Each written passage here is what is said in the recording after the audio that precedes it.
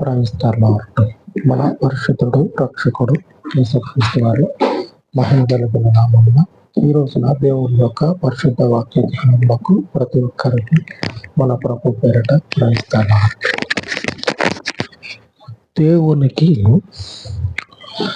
విలువైనటువంటి వారమైనటువంటి మనము మొదటిలో ఏ స్థితిలో ఆయనకు ఎంత అనుకూలముగా ఉండి ఆయన చేత వీళ్ళు సరైనటువంటి వాళ్ళు, వీళ్ళు నాకు అనుకూలమైనటువంటి వారు, నా చేత ప్రేమించబడుతూ నా చేత నీతిమంతులని ఎంచబడిన వారు అనేటువంటి హృదయ స్థితి ఆయనకి మొదట మన మీద ఏ ఆలోచన కలిగి ఉన్నాడో ఆయన అదే ఆలోచన మనలను బట్టి ఎప్పటికీ కలిగి ఉండాలి. అంతటి ధైర్యాన్ని, అంతటి నమ్మకాన్ని మనము ఆయనకు కలుగజేయాలి. అలాగ కాకుండా ఆయనకి విరుద్ధంగా, ఆయనకి శత్రువు అంటే అర్థము మనకి విరోధంగా ఉన్నటువంటి వారే ఆయనకి శత్రువు అని మనం అనుకోకూడదు, పొరపాటు పడకూడదు. అది ఈరోజు రేపు ఎల్లుండైనా అది నిజమే. లేదంటే మనకు ఎవరైతే శత్రువులుగా ఉంటారో వారు మన ప్రభువు కూడా శత్రువులే, దాంట్లో ఏ డౌటు లేదు. అయితే మనం ఆలోచన చేయాల్సింది ఏంటంటే ఆయన నీతి న్యాయాలు చూసే దేవుడు. ఆమె మన ప్రభువు న్యాయాన్ని, నీతిని శ్వాసగా ఆయన కనుచూపు వలె ధరించుకున్న దేవుడు. ఆ దేవుని ముందు మనము ఆ నీతిని, న్యాయాన్ని మర్చిపోయి మొదట మనకు ఏ స్థితి అయితే కలిగి ఉన్నదో ఆయన యొద్ద ఆ స్థితిని పోగొట్టుకుంటే శత్రువుల వరుసలో మనం నిలబడాల్సి వస్తుంది. చెప్పుకోవాలి, మనం ఆయనకి విరోధులైనటువంటి వాళ్ళు మన శత్రువులే కానక్కర్లా, మనం కూడా కావచ్చు విరోధంగా. ఎప్పుడైతే మొట్టమొదట మనకి ఏ నీతి, ఏ న్యాయము ఆధారముగా ఉండి ఆయన యొద్దకు నడిపించబడ్డామో అదే నీతి, అదే నిబద్ధత మనము ఎప్పటికీ కలిగి ఉండాలి. అలాగ లేకపోతే మనం ఆయనకి శత్రువులుగా, విరోధులుగా మారుతాం. దానిని మనము చేజార్చుకోకూడదు, పోగొట్టుకోకూడదు. ఆ నీతిని నిలుపుకోవాలి. అలాగ నిలుపుకోలేదనుకోండి, ప్రతిదండన, ప్రతీకారము ఆయన చేయక మానడు. అటువంటి స్థితిని కోరుకుంటారా? ఈ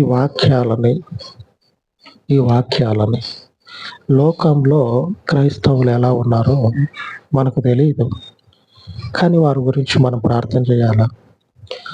ఈ వాక్యాలని వెంబడించేటువంటి మీరు అటువంటి స్థితిని కలిగి ఉండొద్దు. ప్రతిరోజు కూడా దేవుని వాక్యాన్ని ధ్యానించుకుందాం. ప్రతి దినము కూడా ఆయన కృపని జ్ఞాపకం చేసుకుందాం. ఈరోజు ఆయన వాక్యాన్ని, ఆయన కృపను మనం ధ్యానించుకొని లోకంలో మిగిలినటువంటి దేవుని ప్రజలు ఎలాగున్నారో తెలియదు, వారి గురించి ప్రార్థన చేస్తానే మన యొక్క నీతిని మనము తప్పిపోకుండా, మనకు కలిగినటువంటి దేవుని యొక్క కృపని పోగొట్టుకోకుండా నిలుపుకుందాం. వాక్యానుసారంగా జీవించు. ఈ రోజున దేవుని యొక్క వాగ్దానము చూసే ముందుగా ఈ వాక్యానికి విరుద్ధంగా పోయి ఆయన కృపను పొందుకొని అటు తర్వాత బద్ధ శత్రువుగా మారిపోయినటువంటి యెరోబాము గురించి జ్ఞాపకం చేసుకుందాం. మొదటి రాజుల గ్రంథము 11వ అధ్యాయము 30వ వచనం. అంతటా ఆహియా తాను ధరించుకొని ఉన్న క్రొత్త వస్త్రమును పట్టుకొని 12 తునకలుగా చింపి యెరోబాముతో ఇట్లా, నేను ఈ 10 తునకలను నీవు తీసుకొనుము. మనం దేవుని వాక్యాన్ని వినేటప్పుడు పరిశుద్ధ మందిరంలో దేవుని గూర్చినటువంటి జ్ఞానాన్ని పొందుకునేటప్పుడు దేవుని క్రియలు మనకు అర్థం కావు. వాక్యం చదువుకున్నాం. వాక్యంలో ఏం రాయబడ్డదంటే, అప్పుడు జరుగుతున్నటువంటి దేవుని యొక్క గొప్ప కార్యం, దేవుని యొక్క ఆత్మీయమైనటువంటి గొప్ప కార్యము యెరొబాము జీవితంలో జరుగుతా ఉంది. ఆహియా అనేటువంటి ప్రవక్త దేవుని సేవకుడే.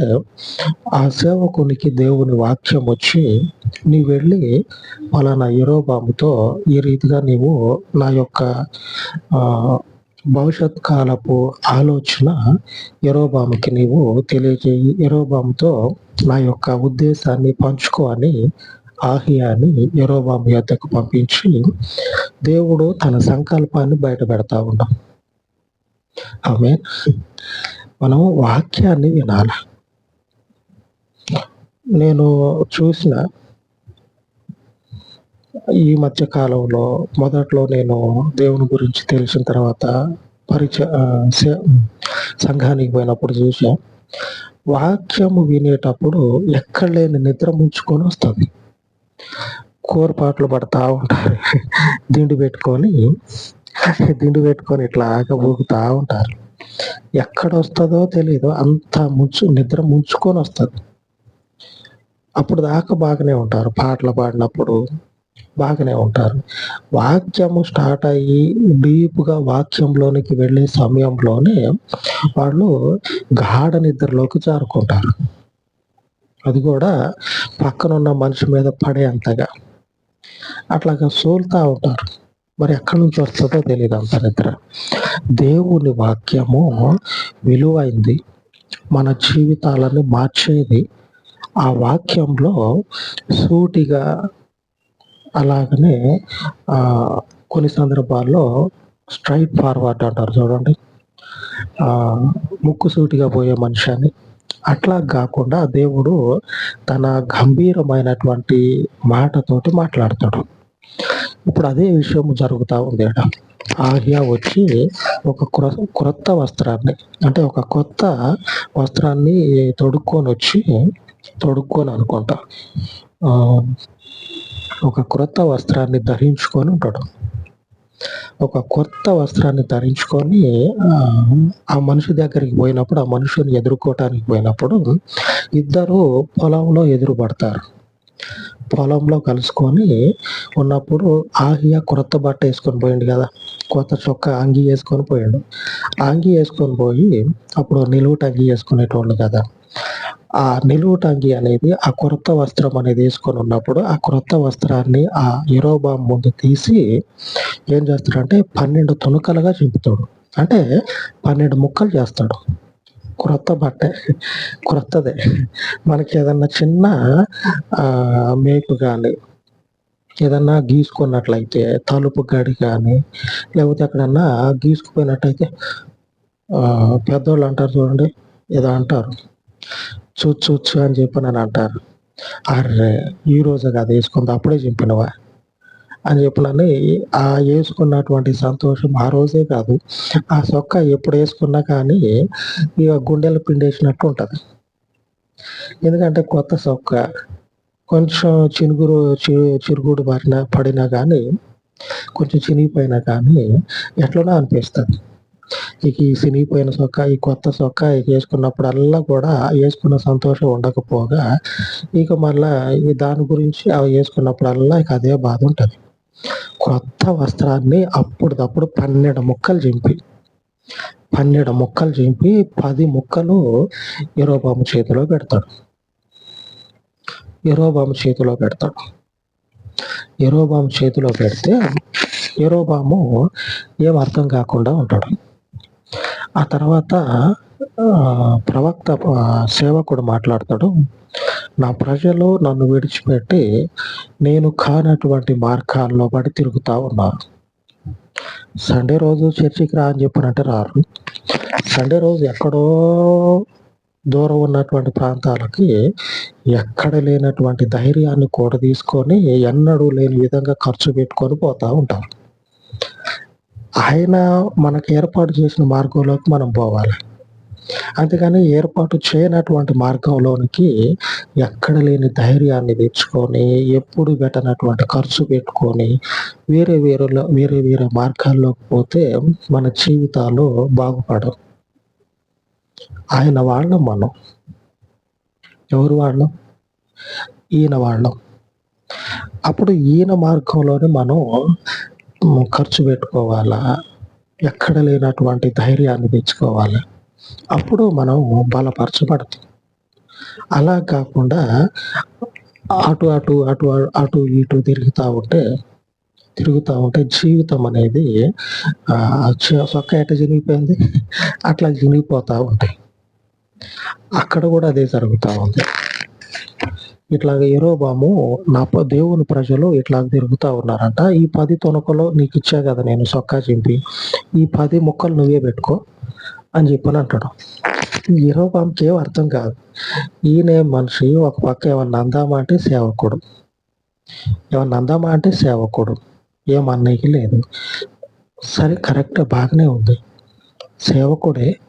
కానీ వేసుకున్న కొత్త సొక్కా చింపి నా చేతిలో పెట్టి ఇదిగో ఈ నువ్వు తీసుకో, ఇట్లా నా అనుకున్నటువంటి దేవుని ప్రజలు, నా ప్రజలు ఎటేటో తిరుగుతా ఉన్నారు. నువ్వు ఆలోచన చేయి. 10 తుణుకలు నీకు ఇచ్చా, నువ్వు ఆలోచన చేయి. నువ్వేం చేస్తావంటే ఆ దేవుని ప్రజలు కాని మార్గాల్లో పడి ఎలా తిరుగుతా ఉన్నారో నీవు అలాగ తిరగకుండా ఈ 10 ముక్కలు చేతిలో పట్టుకొని ఉండు. దేవుని యొక్క ఆలోచన నీవు గుర్తించు అని చెప్పనని చెప్తే, ఆ తర్వాత మనుషుని యొక్క స్థితి ఏమవుతుందంటే భయంకరంగా మారిపోతుంది.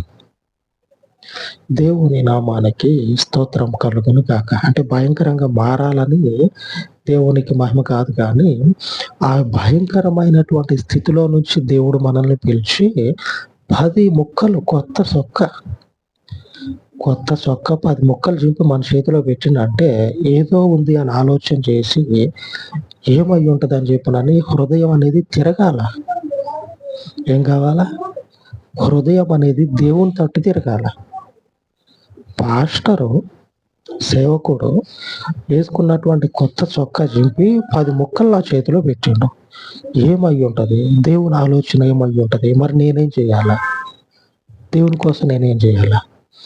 ఇట్లాగ ఆలోచన చేయాలి. కానీ ఆ దేవుని యొక్క మార్గాన్ని విడిచిపెట్టి తిరిగినటువంటి ప్రజలు ఎలాగైతే తిరిగారో వాళ్ళకి 2 అంతలు ఈ యెరొబాము దేవునికి అడ్డంగా తిరుగుతాడు. ఆ 10 ముక్కలు చేతిలో పెట్టుకొని దేవునికి అంతకు మునుపు ఆయన ప్రజలు చేసినటువంటి తిరుగుబాటుకు మించిన తిరుగుబాటు ఈ యెరొబాము చేస్తాడు. ఇక్కడ మీరు గమనించారా? దేవుడు కృప చూపి ఒక మనుషుడిని తన మనుషునిగా చేసుకొని నీవు నా ఆలోచన, నా హృదయానుసారంగా, నా ప్రతిరూపంగా జిరాక్స్ కాపీ. ఆమేన్. దేవునికి స్తోత్రం. మనము జిరాక్స్ కాపీ లాగా సేమ్ టు సేమ్ ఆ జిరాక్స్, ఆ ఒరిజినల్ దాని మీద పెన్ను గీత తీయండి, జిరాక్స్ తీస్తే పెన్ను గీతే వస్తుంది జిరాక్స్లో కూడా. అట్లాగా సేమ్ టు సేమ్ ఆయనను పోలి మనము నడుచుకోమని దేవుడు చెప్తే అట్లాగా నడుచుకోవాలి. అలాగ నడవకపోతే దేవుడు వారికి విరోధిగా మారతాడు. వారు దేవునికి ప్రతీకారము చేయించుకునే స్థితిలో ఉంటారు. ఈ రోజున దేవుడు అదే మనకి సెలవిస్తూ ఉన్నాడు. కనుక అట్టి స్థితిలో మీరు ఉండొద్దు. ఆయన యందు ఉన్నటువంటి వారు ఈ రోజున లోకంలో అనేకులు ఉంటా ఉన్నారేమో. ఆయన యందు ఉండి యెరొబాములాగా ఆ కృపను కోల్పోతూ అనేకులు ఉంటా ఉన్నారేమో. ఆ స్థితిలో ఈ వాక్యము వింటున్న మీరు ఉండొద్దు. అందుకే వాక్యాన్ని వింటున్నటువంటి మీరు వాక్యము ప్రకారంగా జీవించడం మొదలుపెట్టండి. ఆయనకు మాదిరిగా, ఆయనకు మళ్ళీ, ఆయనను పోలి నడుచుకుందాం. అట్లాగా నడుచుకోకపోతే మనల్ని దేవుడు ఆయన శత్రువుల వరుసలో నిలబెడతాడు. మన శత్రువులు దేవుని చేత మొత్తబడేవాళ్ళు. శపించబడేవాళ్ళు. మనము కూడా ఆ శపించబడే స్థితిలో ఉంటామేమో అనే భయంతోటి ఆయనకి అనుకూలము కానటువంటిది, ఆయన తోవ కానటువంటిది ఏది ఉంటుందో దానిలో నుంచి బయటకొద్దాం. ఎందుకంటే దేవుడు ఏం చేస్తాడంటే ఈ రోజున వాగ్దానము సెలవిచ్చినట్లు కీర్తన 31:23 గర్వముగా ప్రవర్తించు వారికి ఆయన గొప్ప ప్రతీకారము చేయును. గర్వంగా తిరిగితే, దేవుని కృప పొందుకొని గర్విష్ఠులైతే మనకి జీవితమే కాదు, మన వెనుక వచ్చేటువంటి వారికి జీవితం అనేది లేకుండా పోతుంది. మన వెనుక అంటే మన యొక్క కుటుంబాలు, అంటే ఆ మనుషుని యొక్క తరానికి జీవితం అనేది లేకుండా పోతుంది. దేవుడు అంతటి ప్రతీకారాన్ని తీర్చుకుంటాడు. కృప పొందుకున్నవాడే. దేవుడు అంటే తెలియని మనిషి కాదు, సరాసరి దేవుని చేత వేలు పెట్టి పిలిపించుకున్న మనుషుడు. నేను ఈ మనిషిని పిలుస్తా ఉన్నా, ఈ మనిషి నాకు కావాలా అని దేవుడు అట్లాగా పిలుచుకున్నటువంటి మనుషుడే ఆ మనుషుని యొక్క తర్వాత సంతతిలో వారికి జీవితాలు అనేవి లేకుండా పోయింది. దేవుని యొక్క శాపం వల్ల. ఎందుకు వచ్చింది శాపం? ఒకసారి ఆలోచన చేస్తే, నా ఆలోచన ప్రకారంగా, నా హృదయానుసారంగా జీవించనందువల్లే అంతకు మునుపు ఉన్నటువంటి దేవుని ప్రజలు ఆయనకు విరుద్ధంగా మారిపోయారు. అటువంటి స్థితిలో దేవుడు కృప చూపి ఉండగా ఈ మనుషుడు అంతకు మునుపు ఉన్నటువంటి దేవుని ప్రజలకు మించి విరోధంగా మారిపోయాడు. మరి దేవుడు ఏం చేయాలి అప్పుడు? ఆయన ప్రజలమైనా సరే శత్రువుగా భావించి ఆయన తీర్పు తీరుస్తాడు, ప్రతీకారం తీర్చుకుంటాడు. దేవునికి కావాల్సింది ఒకటే, ఆయన నీతిని, ఆయన న్యాయాన్ని ఆయన ఏలు పెట్టి చూపి ఎంచుకున్న స్థితిలో మనం ఎంతటి నీతిని కలిగి ఉన్నామో అదే నీతిని నీకు ఇంకా చేత అయితే, ఆమేన్, చేత నవ్వాలి మనకి. దేవునికి స్తోత్రం. మన చేతిలోనే ఉంది అది నిలబడటం. మనకి చేతనైతుంది, వాక్యానుసారంగా జీవించడం చేతనైతుంది. జీవించి ఆయన మన మీద చూపినప్పుడు కృప, మనకున్నటువంటి నీతిని బట్టి ఆయన యందు ఉండి నడుచుకునేటప్పుడు మరీ ఎక్కువ నీతిని సంపాదించుకోవాలి. ఆమేన్. అర్థమైందా? మొదట్లో మనకెంత నీతి ఉందో అంతకు మించిన నీతి ఆయన యందుండి నడుచుకునేటప్పుడు మనం పొందుకోవాలి. అలాగ దేవుడు మనల్ని బలపరచును కాక. ప్రార్థించుకుందాం. సర్వోన్నతుడు అయిన తండ్రి, ఈ ఉదయకాలం అందు మీ కృప కలిగిన పాదముల యొద్ద ప్రార్థిస్తూ ఉండగా, అయ్యా, చెప్పబడినటువంటి వాక్యమును ప్రతి ఒక్కరి హృదయాలలో తండ్రి నాటి నీ కృప చేత నింపబడి నీ కృప పొందుకున్నటువంటి ఈ లోకమందున్నటువంటి క్రీస్తు రక్తంలో కడగబడినటువంటి అనేకులను తండ్రి మీ నామమును బట్టి పరిశుద్ధుడా వారిని దర్శించి నీ కృపను తండ్రి కోల్పోకుండా, వారు పిలువబడినటువంటి స్థితిని తండ్రి వారు తండ్రి పోగొట్టుకొనకుండా పిలుపుకు తగినటువంటి ప్రయాసని వారికి అనుగ్రహించమని, ఏ మనుషుడైతే తండ్రి జారిపోవటానికి, అయ్యా పడిపోవటానికి సిద్ధముగా ఉన్నారు అటు వారిని అందరినీ మీ కృప చొప్పున తండ్రి పట్టుకొని బలపరచమని, ఈ జీవమగినటువంటి కృపను తండ్రి కోల్పోకుండా ఈ కృపను తండ్రి కాపాడుకున్నట్లు ప్రతి మనుషుడిని తండ్రి మీరు జ్ఞాపకం చేసుకునండి. మీ అందున్నటువంటి నిబిడలను తండ్రి అయ్యా కృపలో స్థిరపరిచి మీకు మహిమను తెచ్చుకోనమని యేసు నామమున ప్రార్థించి వేడుకొనుచున్నాను తండ్రి. ఆమేన్, ఆమేన్. సర్వోన్నతుడైన మన దేవుని కృప నిత్యము మనకు తోడై ఉండను కాక. ఆమేన్, ఆమేన్.